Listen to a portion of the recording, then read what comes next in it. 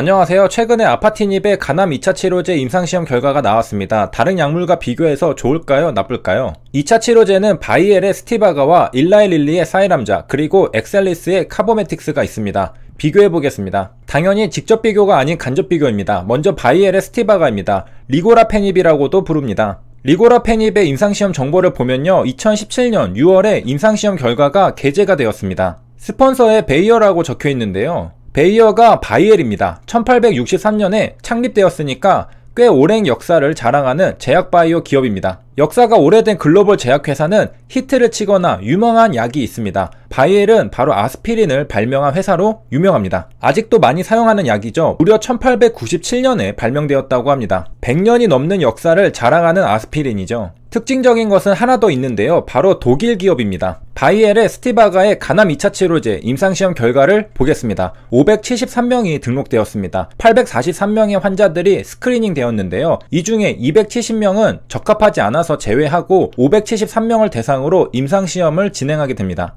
194명은 플라시보군으로 379명은 리고라페닙군으로 나눴습니다. 1대2로 나눴죠. 이렇게 나눴는데 어떤 이유에서인지 총 6명의 환자는 치료를 받지 못했습니다. 플라시보에서 1명 빠졌고 리고라페닙에서 5명이 빠졌습니다. 1 플러스 5는 6, 6명이 빠지고 치료가 시작됩니다. 치료를 끝내지 못한 환자들이 있었는데요, 13명은 철회했습니다. 드롭한 것이죠. 아마도 약이 효능이 없다고 생각했거나 다른 임상시험에 참여하려고 했거나 그냥 출시된 약으로 치료받고 싶었거나 등등 여러가지 이유였겠죠. 단순 변심에 의한 철회라고 보면 되겠습니다. 블라인드였기 때문에 환자는 자기가 플라시보를 투여받는지 리고라페닙을 투여받는지 몰랐습니다. 13명은 어떤 약인지 알고 드랍한 게 아니라 임상시험을 진행하다가 어떤 이유로 드랍하기로 결정한 것이죠. 프로토콜 바이올레이션도 있었는데요, 규정을 위반한 사례가 한 명 있었습니다. 실수였을까요? 평균 나이는 61세였습니다. 고령화 시대에는 나이가 많다고 볼 수는 없지만 40대, 50대는 아니라는 것이죠. 이제 결과를 보겠습니다. 프라이머리 엔드포인트는 OS입니다. 대조군이 237일 살았고 실험군이 323일 살았습니다. 대조군의 컨피던스 인터벌의 어퍼 바운드가 269일이고 실험군의 컨피던스 인터벌의 로어 바운드가 276일로 더 크죠. 통계적 유의성을 확보했구나 알 수 있습니다. 실제로 P밸류도 0.00017로 굉장히 낮게 나왔습니다. 통계적 유의성이 확보되었으니 코멘트할 게 없습니다. 통계적 유의성이 확보되지 않았을 때 구구절절 말이 많아지는 것이죠. 약점이 있을 때 그걸 감추기 위해 이렇게 저렇게 설명하는 것입니다. 자신이 있으면 숫자 하나 보여주면 끝인 것과 같죠. 물론 약점이 없이 강점만 있는 무결점의 약이나 기업이나 사람은 없습니다. 약점을 잘 커버하는 것도 사실 능력이라 봐야 할 겁니다. 간암 2차 치료제 스티바가 임상시험에 참여한 환자들은 간 상태가 좋았습니다. 모두 차일드 퓨어 클래스가 A인 환자들이었죠.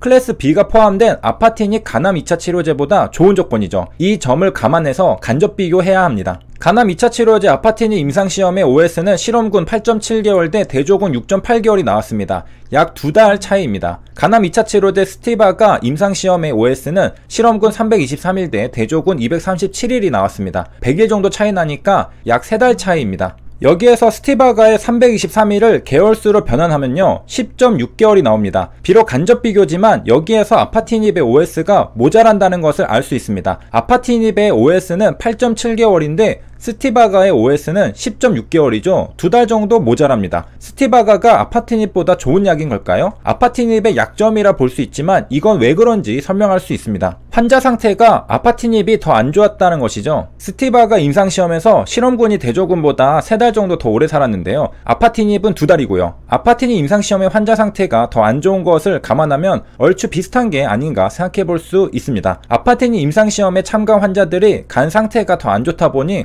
더 빨리 사망했습니다. 실험군만 비교해봐도 아파티닙은 약 9개월인데 스티바가는 11개월에 달합니다. 또 한편으로는 완치를 시킬 수 있는 치료제가 아니라 생존기간을 늘려주는 약이다 보니까 사실 생존기간이 차이 나는 게 몇 달 차이라는 겁니다. 아직 정복하지 못한 암에서 생존기간이 며칠이라도 몇 달이라도 늘어나면 굉장한 개선이지만 사실 환자 입장에서는 몇 달 더 오래 사나 못 사나 죽는 거 똑같은 슬픈 현실입니다. 빨리 완치시킬 수 있는 획기적인 치료제가 개발되었으면 좋겠습니다. 베리스모의 신개념 카티 치료제가 고형암에 효능이 있다면 혈액암에서 카티 치료제가 보여줬던 압도적인 효능을 보여줄 수도 있지 않을까 상상을 해봅니다. 그 다음은 엑셀리시스의 카보메틱스를 비교해보겠습니다. 카보잔티닙으로 우리에게 더 친숙하죠. 카보잔티닙 임상시험의 결과는 2019년 3월 1일에 포스팅 되었습니다. 707명의 환자가 인로먼트 되었고요. 스티바가 임상시험 예상보다 환자 수가 더 많죠. 카보잔티닙군과 플라시보군을 나눴습니다. 2대1로 나눴고 각각 470명과 247명으로 나눴습니다. 여기에서는 부작용으로 치료를 끝마치지 못한 환자들이 꽤 생겼습니다. 카보잔티닙에만 98명이 발생했죠.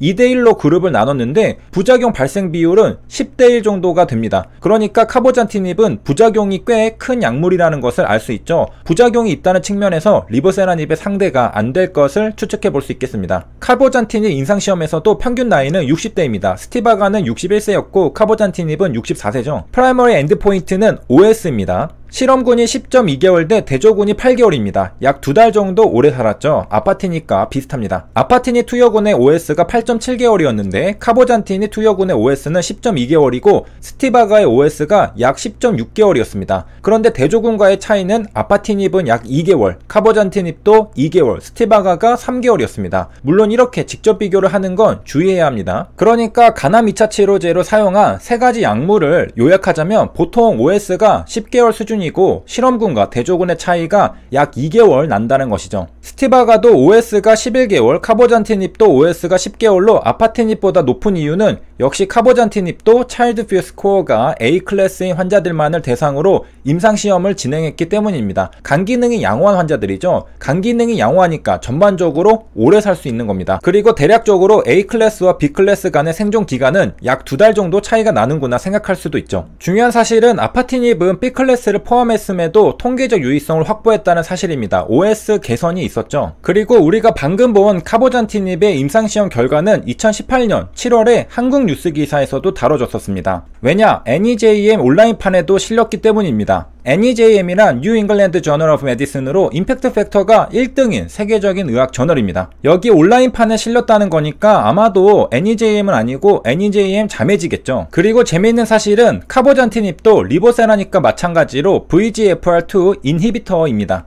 비슷한 작용 기전의 약들이 역시 효능이 좋은 것도 나란히 보여주고 있죠. 세 줄 요약입니다. 간암 2차 치료제 스티바가 OS는 10.6개월이고 간암 2차 치료제 카보잔티닙 OS는 10.2개월입니다. 간암 2차 치료제 리보세라닙의 OS는 8.2개월이고요. 스티바가와 카보잔티닙의 OS는 10개월이 넘어가는데 리보세라닙의 OS는 왜 한 달 정도 모자라냐면 차일드 퓨어 스코어가 B 클래스도 포함되었기 때문입니다. 강 상태가 안 좋기 때문이죠. 거기에서도 효능이 있다는 걸 입증한 게 이번 임상시험 결과입니다. 참고로 아파티닙의 부작용으로 하이퍼텐션, 고혈압이 있었습니다. 이게 가장 사람 수가 많은 71명으로 28%고요. 나머지는 숫자가 작죠. 다른 부작용들은 10% 수준에서 발생하고 있습니다. 플라시보군은 10% 미만으로 발생하는데 거의 비슷한 수준이라고 해야 할까요? 부작용이 작은 아파티닙입니다. 여기까지 시청해주셔서 감사합니다.